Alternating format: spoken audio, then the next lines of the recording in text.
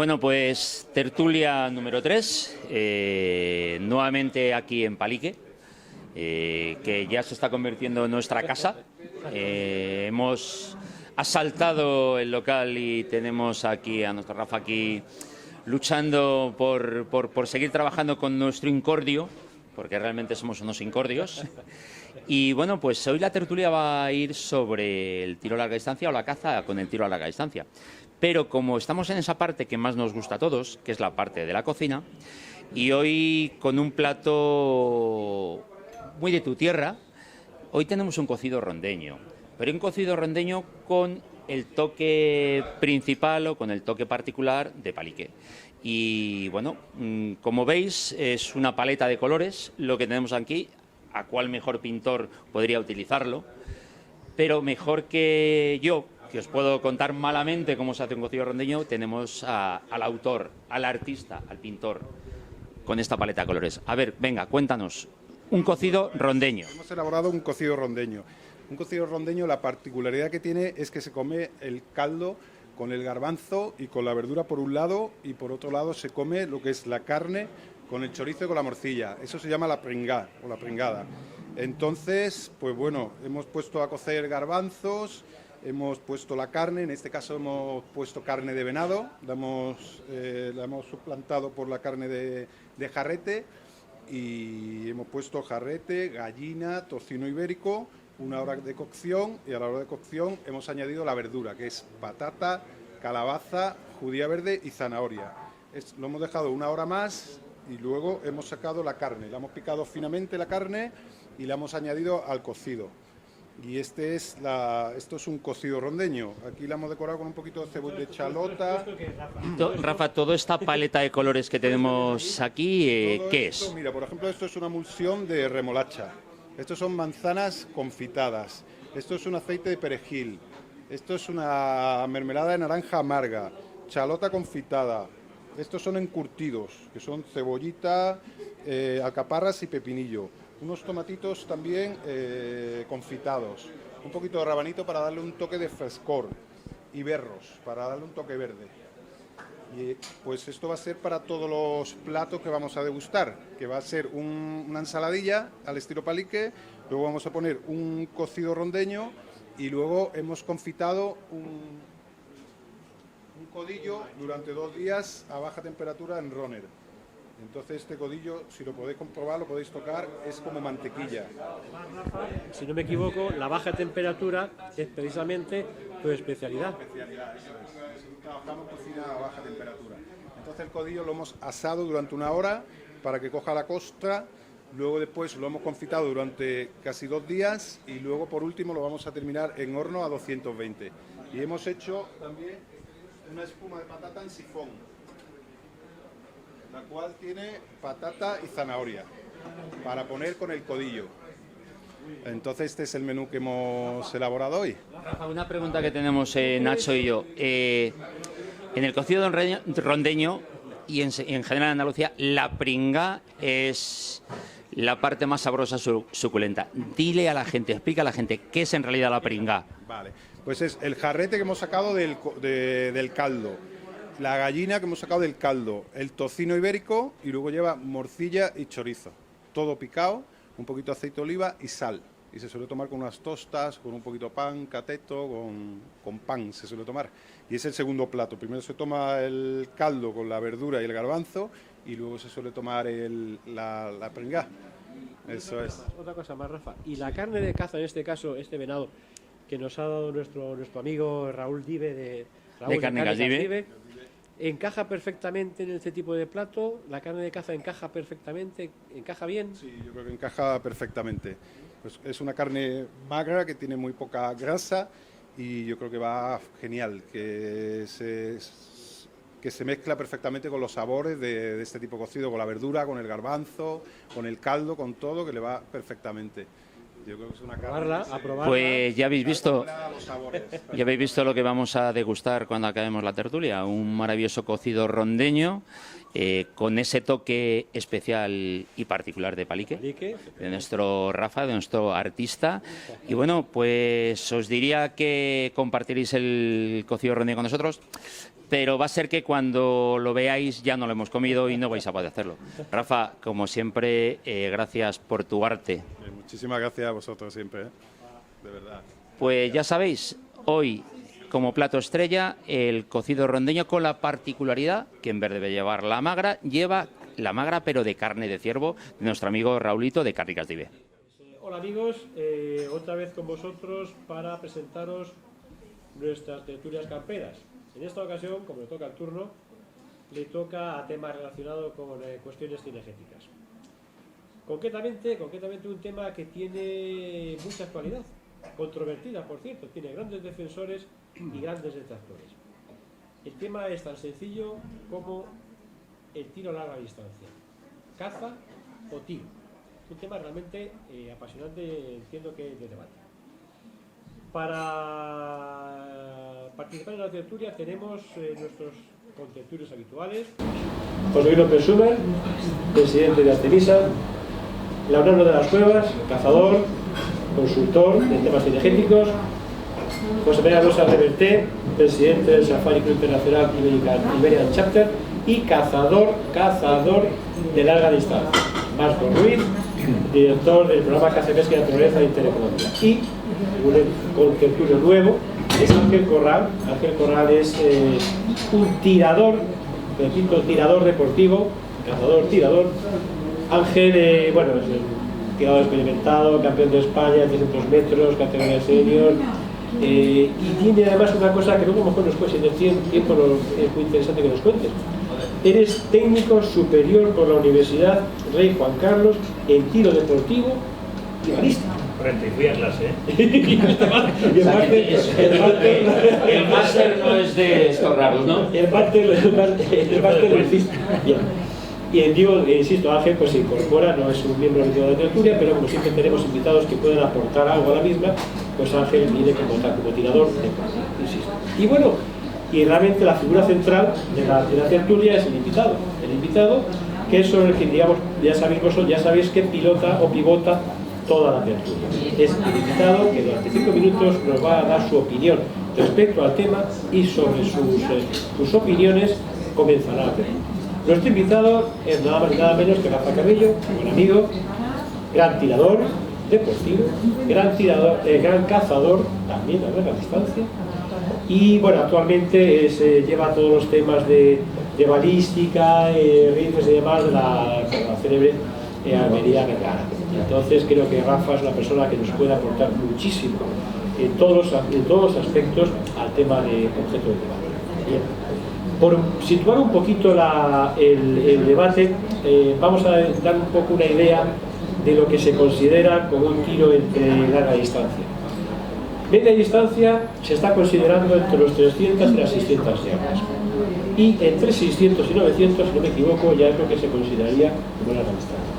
Más o menos, un poco por enmarcar un poco lo que es la cuestión. Realmente en España la máximo tiro a larga distancia justamente está en esto. Fuera de España, que estamos más lejos. Sí. Bien. De hecho, hay una cosa importante, y es que creo, y eso mejor luego también no lo confirmará, en España se va a celebrar ya el primer campeonato de España sobre 1000 yardas. ¿Sí? Es correcto. Bien. Perfecto. La larga distancia requiere muchas cosas, como nos contarán nuestros contertulios y nuestro invitado. Es una competencia muy dura, evidentemente muy dura, en la que hay que tener en cuenta muchísimos factores. Viento, el estado del cazador o del tirador, es decir, que el que estés alterado te afecta, el que no lo estés tan bien, el que haga frío afecta a la temperatura del cañón, el segundo tiro está afectado por el calor del primero, que son muchísimas cosas que hacen de este tiro algo realmente muy trabajoso, muy delicado y con una gran especialización. Pero quizás el trabajo más importante de todo esto consiste básicamente en el proyectil, en la bala, en la recarga. Es decir, si no me equivoco, la bala convencional no valdría. Quiero decir, que sería un margen de fallo bastante importante. Para aplicarlos. Ese tiro, yo un poco planteo para que después sea el objeto del la bala recargada lo haces a tu medida, con tus condiciones, para lo que vas a hacer, con lo cual efectivamente se garantiza de alguna manera, entre comillas, el éxito de la efectivamente. Bien. Y bueno, sobre todo además en este caso también Ángel también es un experto en el tema de carga, también, digo, también en este caso estamos acompañados de grandes expertos en el tema de la revista. Bien, tenemos tiradores de tiro deportivo, cazadores de larga distancia. Tenemos a Pepo como experto en armas, un gran conocimiento. Pero tú un poco, digamos, vas a dar un poquito ese punto de esas armas, esa balística, esa importancia que puede tener en cuanto al tiro. Bueno, sin más preámbulos, yo siempre, ya sabéis que hago una pregunta previa a todo, que es la opinión de los contertulios al respecto del tema que nos ocupa. Concretamente, José López Suárez. Caza, larga distancia, tiro, deportivo o caza. Yo creo que lo importante es cómo se caza. Si tú cazas en montaña y has estado todo el día andando y al final ves una especie de caza, yo sé, un ibex por ahí de estos en Asia y te has pegado una paliza y lo ves a 600 metros, que yo creo que es media distancia. Yo creo que los cazadores que salen por allí, también los que cazan en España, deberían tener la técnica y el entrenamiento para ser capaces de hacerlo. A mí lo que me parece una aberración es el que te dice, lo tiré por tirar, porque eso casi siempre o lo falla o dejas un bicho herido.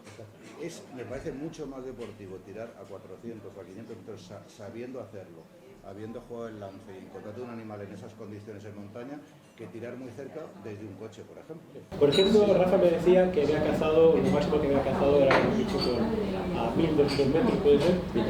Pepe, para ti, ¿eso sería más un ejercicio de caza o de tiro? Tu opinión, tú como tirador deportivo, ¿tú crees que realmente este tipo de tiro tiene un porcentaje más alto de realmente como tirador que realmente como el propio cazador?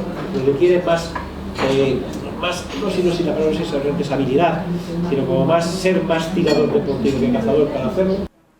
Yo no sabría muy bien decir si empezó el tiro de caza antes o el tiro deportivo antes. Los países noruegos ahí juegan un poco con eso, ¿no? Son grandes cazadores y a la vez son grandes tiradores. Entonces yo creo que el caso de Rafa es muy concreto.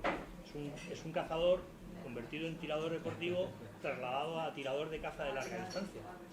Y la larga distancia en caza yo creo que tiene una justificación muy clara hoy en día. En los últimos 5 años la balística interna y la balística exterior de los nuevos proyectiles, de las nuevas pólvoras, ha crecido tanto que permite gente lo suficientemente educada no solamente en la balística, sino también en la caza, en el propio respeto por el animal, que permite aumentar esas fronteras mucho más allá de lo que a lo mejor algunos viejos tiradores se echan las manos a la cabeza y dicen no lo ven, o porque no lo han visto, o porque no han crecido con ello, o porque no han experimentado esa evolución que viene, queramos o no, viene de Estados Unidos, esa evolución en los proyectiles en balística exterior, que son realmente espectaculares en cuanto a coeficientes balísticos. Entonces, yo creo que es perfectamente ético, y a lo mejor el proceso es generar unos cursos, generar unas actividades y darle salida a esa caza de larga distancia. Yo distingo entre media y larga distancia, distingo hasta 600 yardas, yo hablo de yardas porque mi formación es americana, hablo de 600 yardas por debajo como media distancia y por encima de 600 yardas hablo de larga distancia. Y al mismo de esto quiero decir, vamos ya tarde, o sea, ya estamos en la ELR, Extreme Long Range, ya estamos disparando en más de 1 milla, a nivel deportivo. Entiendo que Rafa ahí es un vanguardista y está justamente detrás de esa estela deportiva que está en el momento caza. Y, claro. No sé, me parece un momento muy brillante. Quizás de alguna manera también estamos hablando de que el cazador de larga distancia tiene que ser tirador.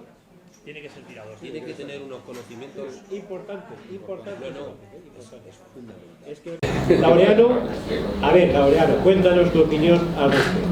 Estoy absolutamente de acuerdo con Pepo y con Ángel, y en una última cosa que acaba de decir Rafa, que me parece muy importante, y es que un tirador de larga distancia tiene que ser un deportista que sepa controlar su respiración, su ritmo cardíaco.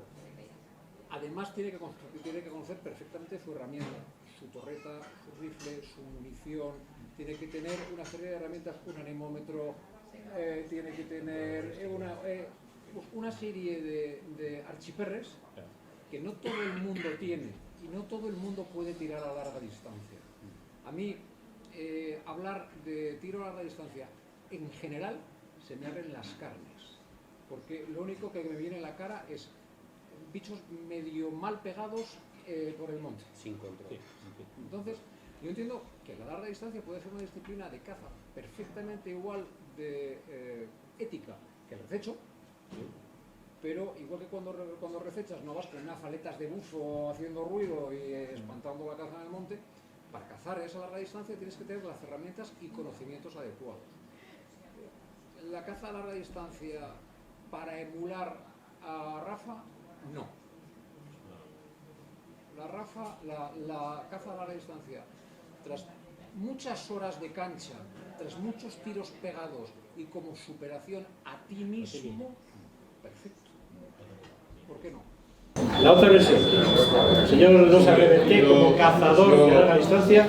Yo no puedo estar de acuerdo con Haces muy bien, haces muy bien. En primer lugar, yo no soy ningún cazador de larga distancia. Yo soy un cazador que lo que ha hecho es entrenarse mucho, conocer muy bien su equipo para en un momento determinado, dado mis condiciones físicas, no perder una cacería, como decía Pepo, cuando te vas a Pakistán y tienes un IBEX y porque el IBEX está a 700 metros no puedes tirar.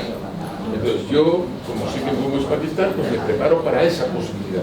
Si yo no puedo tirar a 300 metros, lo tiro a 300 metros sin lugar a dudas. Lo que pasa es que, claro, pues, yo tengo unas condiciones físicas, en este caso, para el que no me conocen, pues estoy gordo, si no me ver el vídeo. Y lo que está claro es que llega un momento que yo lo que no puedo hacer es me voy a ir a cazar el IBEX del Himalaya. Llego allí y en la colina de allí miro la distancia de 700 metros, me intento acercar y por la altura se me esconden los ojos, pierdo la distancia, tengo que volver atrás para tirar. Entonces, lo que no me parece a mí lógico es que yo, por tener que salvar, por no poder salvar esa distancia, me vuelva de Pakistán por.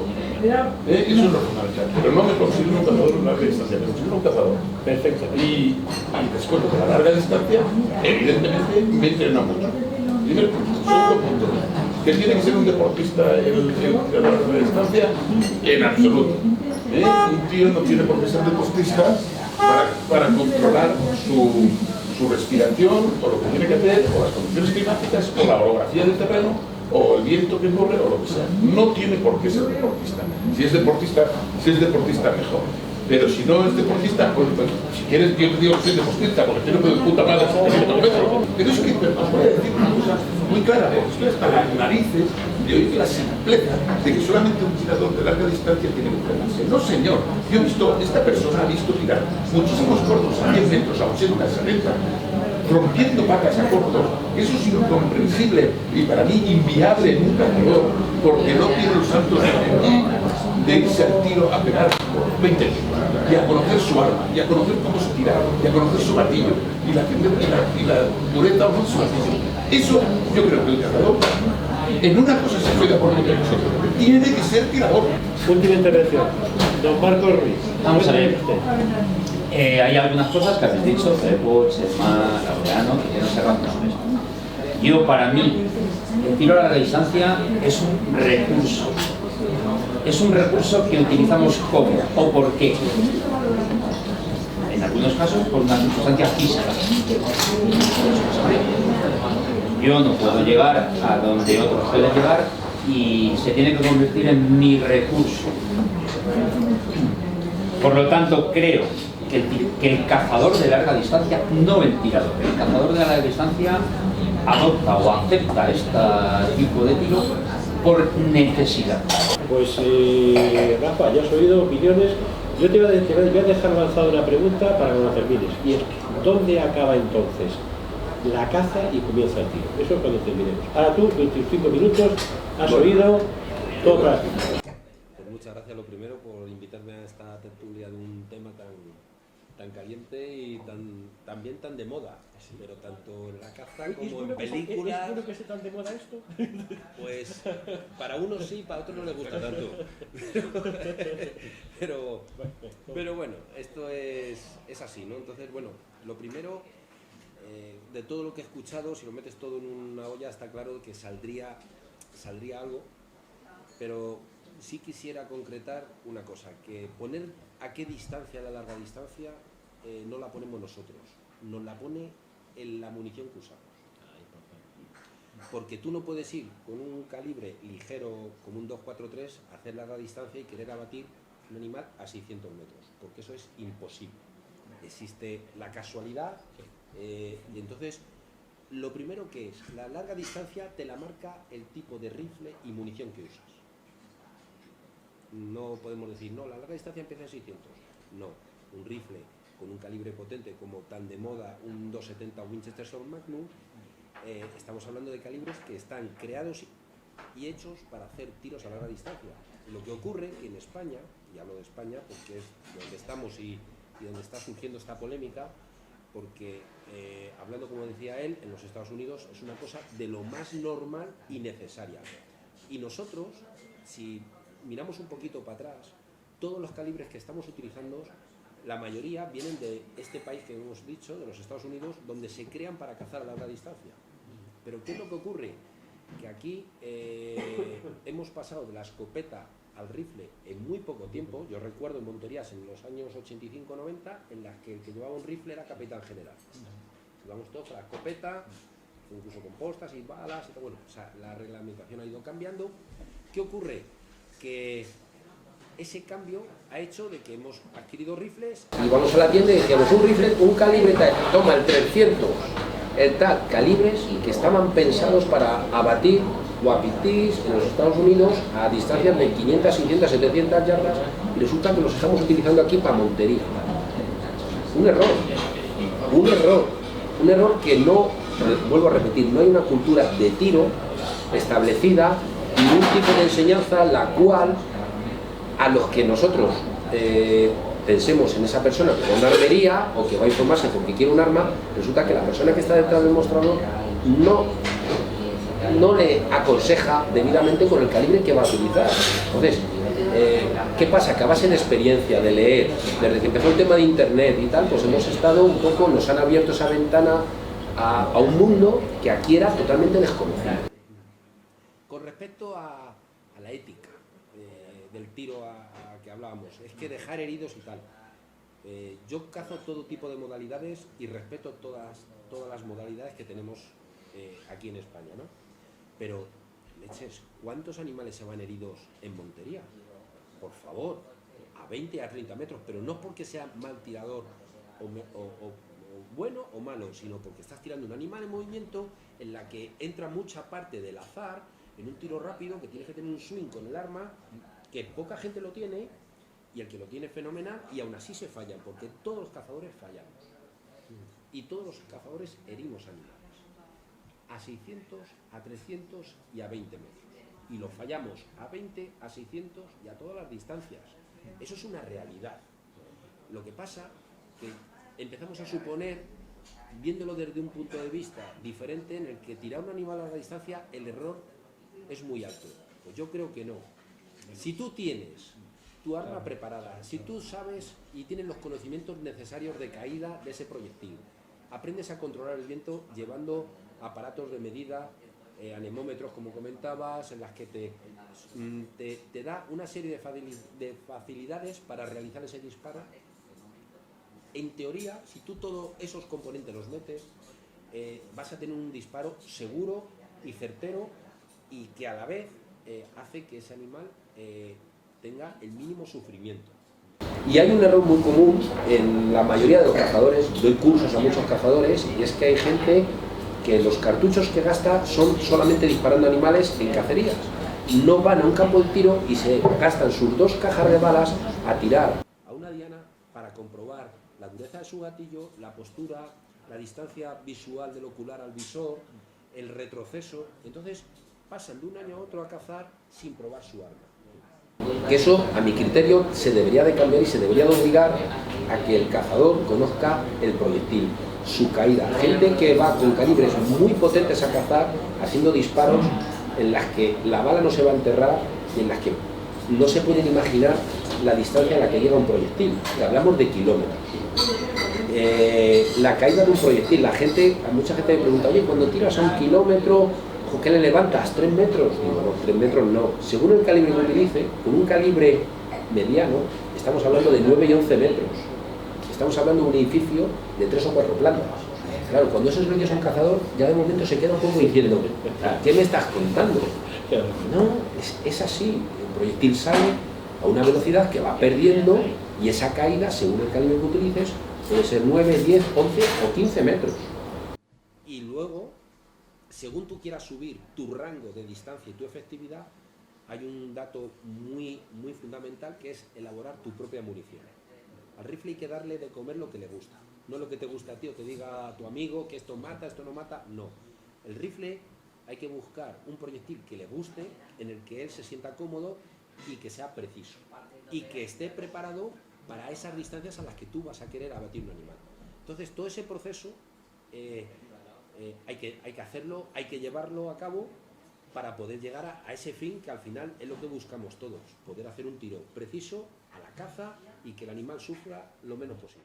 Este es mi punto de vista y es un poco lo que yo peleo y en lo que también me encuentro muy en contra a mucha gente que me dice, no, eso no es cazar. Oye, perdona, tú dices que no a la larga distancia, resulta que llevas un visor con torreta balística, un calibre que sale a 1100 metros por segundo, que no sé si lo sabes, que tiene una rasante brutal, y resulta que con esa óptica tan bestial, con este pedazo de rifle, con esta bala, estás tirando un animal a balón parado así, a 150 metros, que lo menos que te puedes pensar es que lo falles. Entonces, ahí lo dejo, ¿no? Es un poco el concepto, y que verdaderamente entre cazadores nos deberíamos de respetar y no echarnos piedras en nuestra propia mochila, que ya bastante tenemos con la que está en contra de todo lo que es nuestra afición y nuestro mundo. Perfecto, te has ajustado a 5 minutos.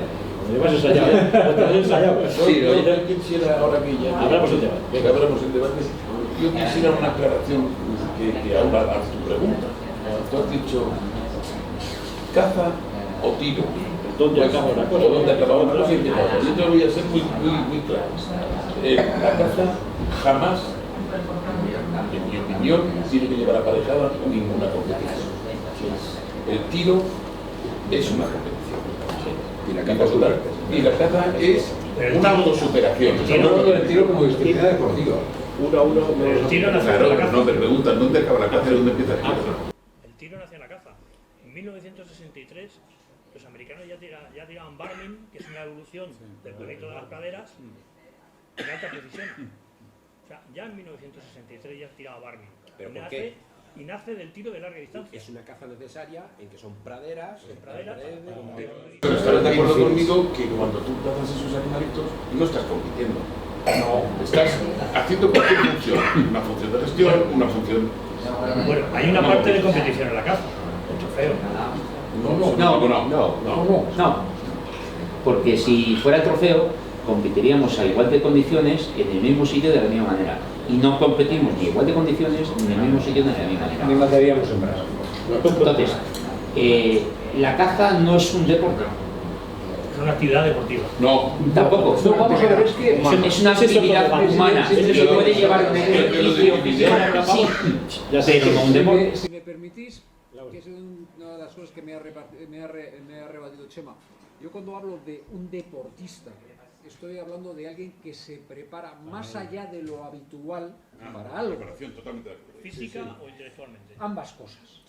Ambas cosas. Estamos de acuerdo. Es fundamental. Si tú no conoces, si tú tiras con jabalín y no sabes perfectamente cómo funciona el molibdenio, qué resistencia tienes al aire, que si influye el frío o no influye el frío en el lanzamiento. Te veo una jabalina que es muy parecida a una bala.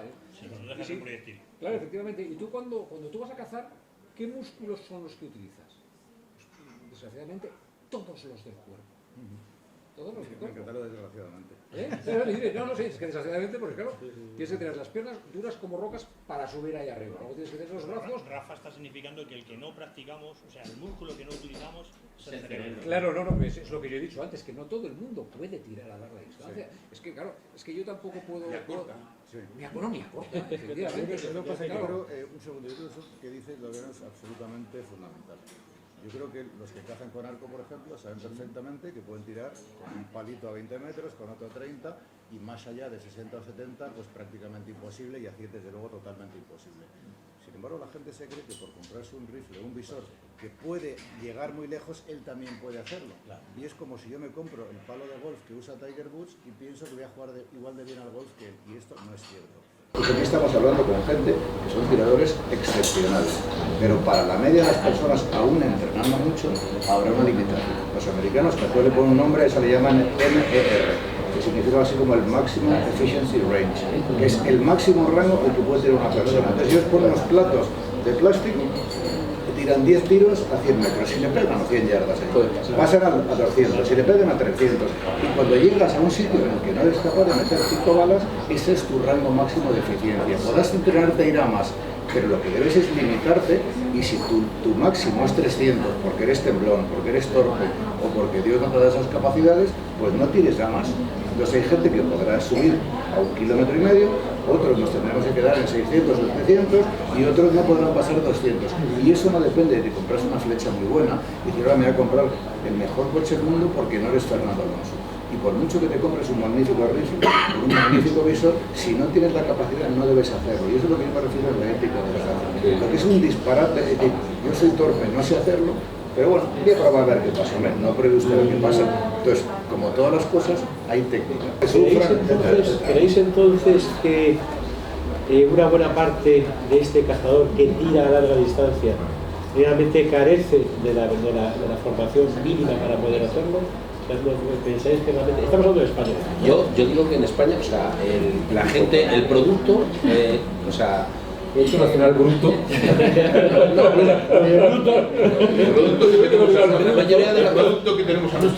La mayoría de los cazadores tienen equipos que están muy por encima del nivel del cazador. Sin duda. No tienen conocimiento del manejo. Sí, cada uno es en sus cosas, pero en este caso hay cazadores que llevan visores que no saben lo del tema del paralaje, para qué es. Este visor me trae esto aquí, pero no sé para qué, yo no lo toco, pero cuando veo claro, o sea, no tienen conocimiento. El ocular, poca gente lo toca y se la regula sus dioptrías.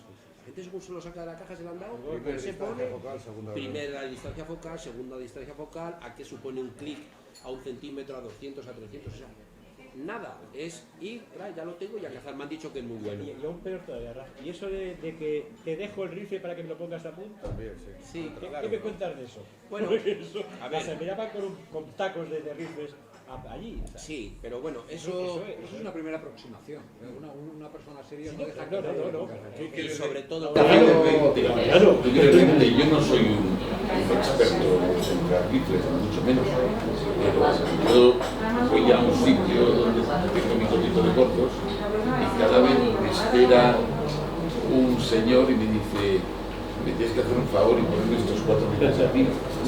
Yo digo, pero responde a mi tiro. Mi tiro, efectivamente. Y me dice, bueno, pero tu tiro es casi seguro buen tiro. Dice, sí, mi tiro.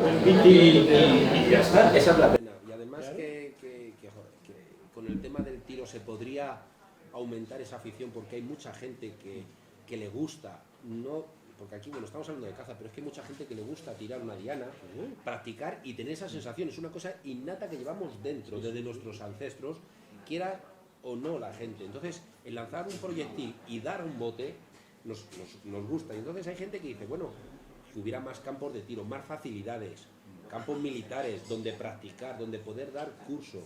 Porque hay mucha gente, yo recibo muchas llamadas de gente que quiere aprender a tirar lejos y a conocer su equipo, pero verdaderamente no tenemos esas facilidades. Ese es un problema que vamos, de los países más difíciles del mundo, ¿no? Sí, porque totalmente. En Alemania hay campos de tiro a punta pala, te vas a Italia, la silueta móvil del jabalí, a Francia, a cualquier España es, sitio. sin duda el más difícil. Aquí todos son Aquí no, limitaciones. por desgracia no disponemos de campos de tiro. Un día está dedicado que trabajaba en el movimiento.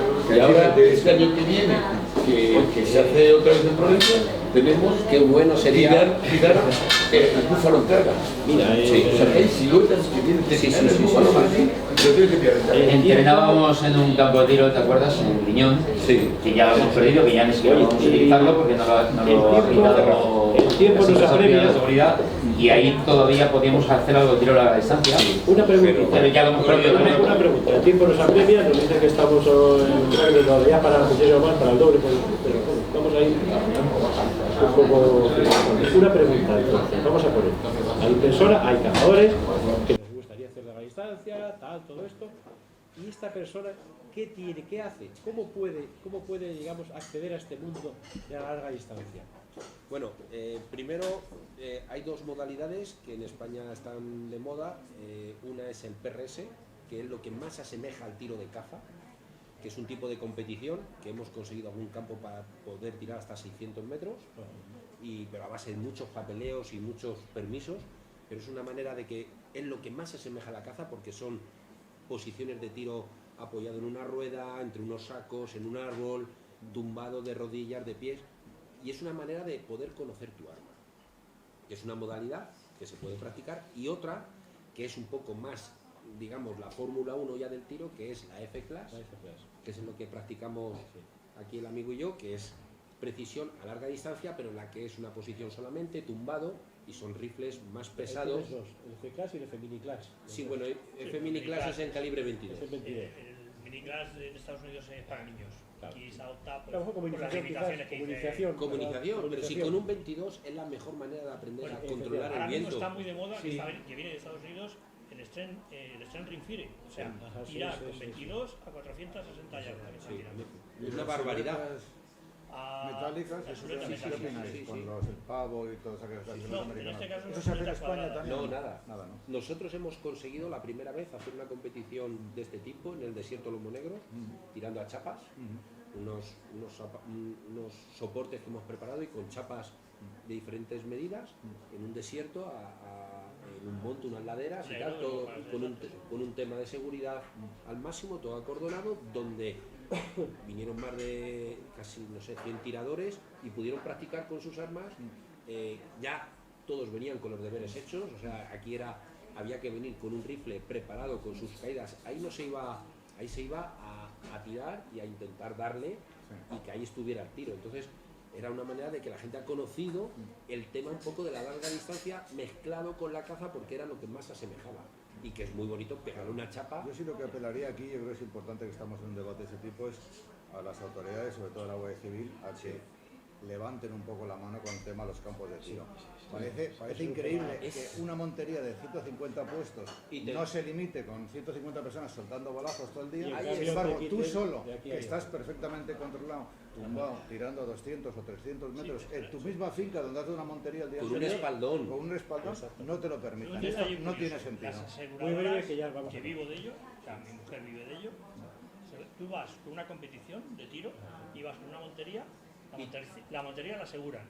Esto no. Y por más que le expliques al directivo, aquí alguna vez hay un muerto, aquí nunca ha habido.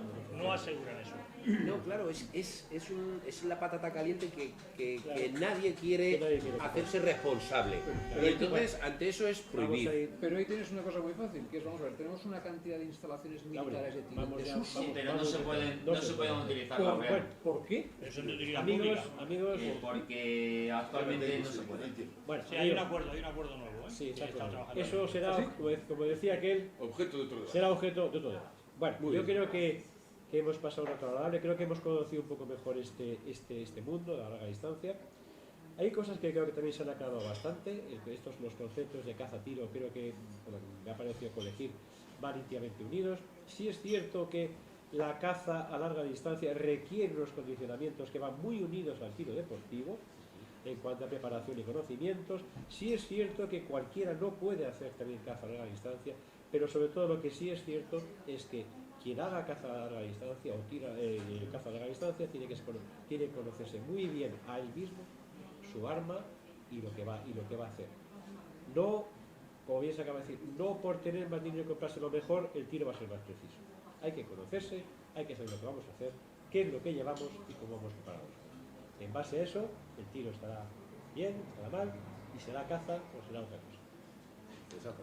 Y escuelas hay ya. Y escuelas hay. Pues muchísimas gracias a todos Hasta y hasta la próxima. hemos llegado y el mes que viene tendremos otra. Tendremos otra. Adiós.